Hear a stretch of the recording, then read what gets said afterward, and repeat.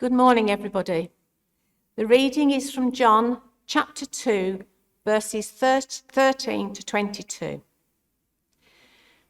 When it was almost time for the Jewish Passover, Jesus went up to Jerusalem.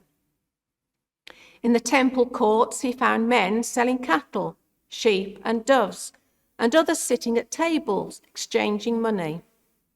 So he made a whip out of cords and drove all from the temple area, both sheep and cattle.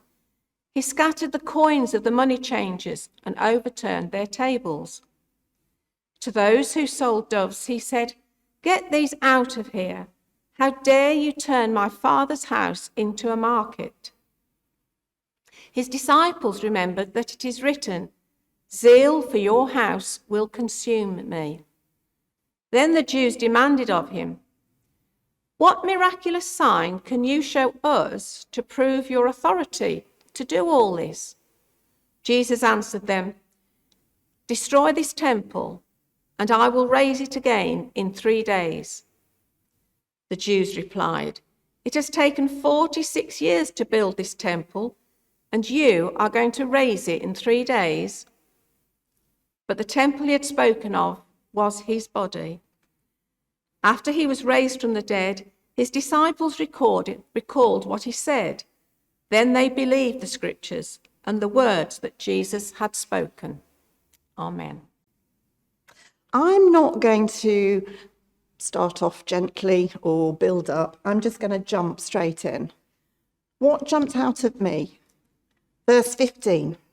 So he made a whip out of cords and drove all from the temple. Jesus is not depicted in the Bible as a violent man. In fact, quite the reverse. He's kind and loving. We read of him displaying emotions such as weeping, anger, sorrow, but never violence. So that line stuck out like a sore thumb when I was reading. The other Gospels, Mark, Matthew, and Luke, do not include a whip, only that Jesus drove out the sheep and the cattle. But I suppose in reality, some form of stick or whip instrument would probably have been needed to get the cattle to move in the direction that Jesus wanted them, out of the temple. It doesn't say Jesus used the whip on the animals or indeed on anybody, but that he used it to empty the temple, to drive the cattle. But I'm sure the sight of an angry, whip-wielding carpenter who turns the tables over presented a disturbing scene for all those present and left them in no doubt that Jesus was angry. But why? Why was Jesus angry? Let's imagine the scene. It'd be incredibly noisy. Animal noises from the cattle, the sheep, the birds, goats, a cacophony of farmyard cries and squawks. Traders shouting out. Do you remember markets? Roll up, best carrots in Lincolnshire.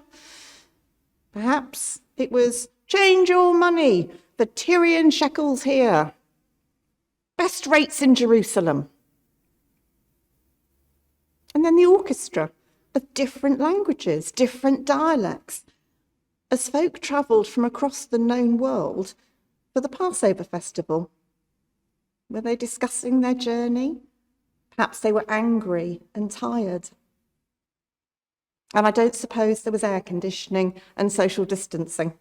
It would be hot, loud, the stench of animal dung, sand underneath their feet, hustle, bustle, busy, and a frenzy of activity. Maybe Jesus was angry because of all this noise and the busyness and the crowds. And perhaps it meant that the real purpose for being in the temple was lost, worshipping God.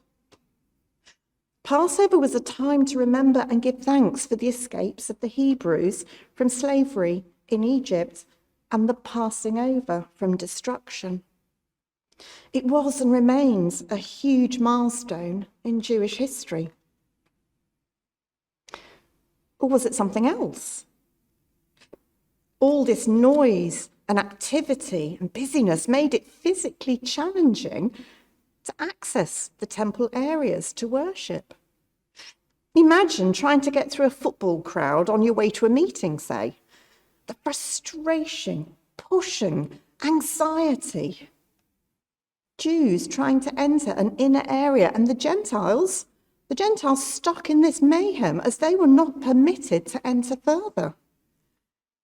Were barriers being created, stopping folk worshipping? Was this why Jesus was angry? Or was it something else?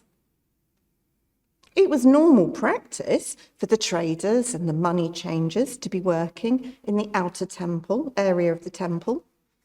Animals were bought by those attending as an offering for their sin, and the priest would sacrifice the animal in the innermost holy place as an atonement for their sins.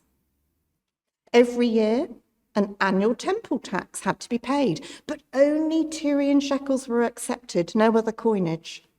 It's a bit like finding foreign currency in your change or going on holiday abroad. The correct currency is required. So the money changers provided that service. Maybe the traders and the money traders were overcharging to make bigger profits and thus taking advantage of the poor and the foreigner. Maybe that was why Jesus was angry. We can make educated assumptions as to why Jesus was angry, but all he actually said was, "Stop turning my Father's house into a marketplace." The Passover festival happened every year. Jesus was a Jew. He would have celebrated and attended the temple with his parents growing up. But clearly, Jesus was angry. Excuse me. So how do we interpret this for our lives today? Thankfully, we don't need to sacrifice animals to receive forgiveness. Jesus died on the cross. His blood was shed so that those that believe in him can be forgiven. As Christians, we understand we are the equivalent of the ancient temple, our bodies. We are living sacrifices, our actions, our whole lives, our heart, body, and soul are our worship. So if Jesus met each of us, would he be angry? Have we become so busy in our daily lives that we have forgotten our purpose? To worship God in all we say, think, and do. Have we made our lives so busy that we have to push our way through our activities, through the lack of time, to find time to worship God? Do we take advantage of those weaker than ourselves? Maybe not point out we've been given too much change at the till. But what about as a church? Well, it's a bit quiet here at the moment, but let's think back to pre-COVID. And imagine Jesus turning up. What would he see? How would he feel? Well, it's often a busy building, that's for sure. We can be very busy planning and executing worship, church activities, building repairs and maintenance, and the budget. So maybe worry about the outcomes and perhaps forget our purpose to worship God. Our building is often very busy with numerous rental groups throughout the building, which help us to raise money to pay our running costs and our annual circuit assessment. A bit like the annual tax, I suppose. Maybe the budget has become a barrier we are pushing against, affecting how we proclaim the good news story of God's love for us, of Jesus' life, death, and resurrection. as I read this morning's passage when I was preparing and thought about why Jesus may have been angry that day, I wondered if God was reminding us of the purpose of both our lives and our building here. To love and worship God, to proclaim the good news, and to love our neighbour. So what would Jesus think if he turned up in your living room or here at Harrowby Lane